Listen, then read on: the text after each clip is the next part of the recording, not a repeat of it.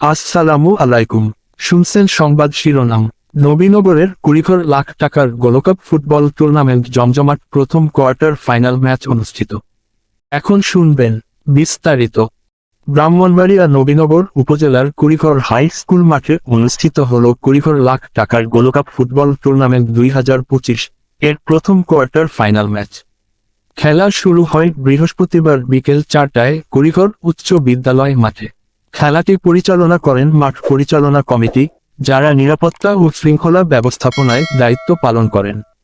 জমজমাট এই খেলায় মুখোমুখি হয় ছোড়া ফুটবল একাদশ ও সিমরাইল তরুণ সংঘ ফুটবল একাদশ। হাড্ডাহাড্ডি লড়াইয়ের মধ্য দিয়ে অনুষ্ঠিত এ ম্যাচে 2-1 গোলে ছোড়া ফুটবল একাদশ বিজয় অর্জন করে সেমিফাইনালে জায়গা নিশ্চিত করে নেয়। পুরো মাঠ জুড়ে দর্শকের বিপুল উপস্থিতি, করতালিয়া ও উল্লাস ছিল টানটান উত্তেজনা। মাঠ পরিচালনা কমিটির সভাপতি মোহাম্মদ আনোয়ার মিয়ার সভাপতিত্বে প্রধান অতিথি হিসেবে উপস্থিত ছিলেন নবীনগর উপজেলা বিএনপি স্বাস্থ্য বিষয়ক সম্পাদক ও ব্রাহ্মণবাড়িয়া জেলার রেড ক্রিসেন্টের সাবেক নির্বাহী সদস্য বখতিয়ার আহমেদ খান মহসিন। প্রধান মেহমান হিসেবে উপস্থিত ছিলেন আমেরিকান প্রবাসী মাহিম কাউসার। প্রধান অতিথি তার বক্তব্যে বলেন, এই টুর্নামেন্ট এলাকার তরুণ প্রজন্মকে খেলাধুলার প্রতি আগ্রহী করে তুলছে, যা সমাজ গঠনে ইতিবাচক ভূমিকা রাখবে।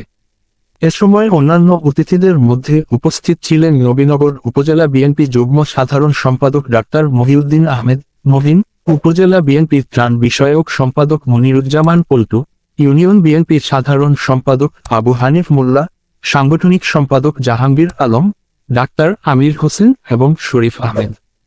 এছাড়া টুর্নামেন্ট পরিচালনা কমিটির অন্যান্য সদস্যদের মধ্যে উপস্থিত ছিলেন জাকির হোসেন সর্দার, রবিউল মেম্বার, আব্দুল মজিদ সর্দার, মুজিবুর রহমান কামাল মেম্বার, খোরশদ আলম সর্দার, খোকন মেম্বার, আব্দুল রশিদ সরকার ও মোহাম্মদ আশিদ মিয়া।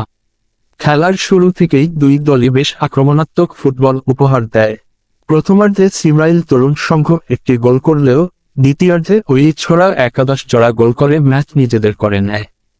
আয়োজকরা জানান, কুড়িঘর এলাকার ক্রীড়াঙ্গনকে এগিয়ে নিতে ও তরুণদের খেলাধুলায় আগ্রহী করতে এই টুর্নামেন্ট গুরুত্বপূর্ণ ভূমিকা রাখবে।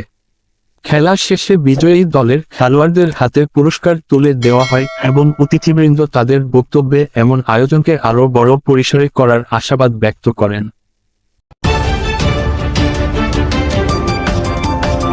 ব্রাহ্মণবাড়িয়া 24.news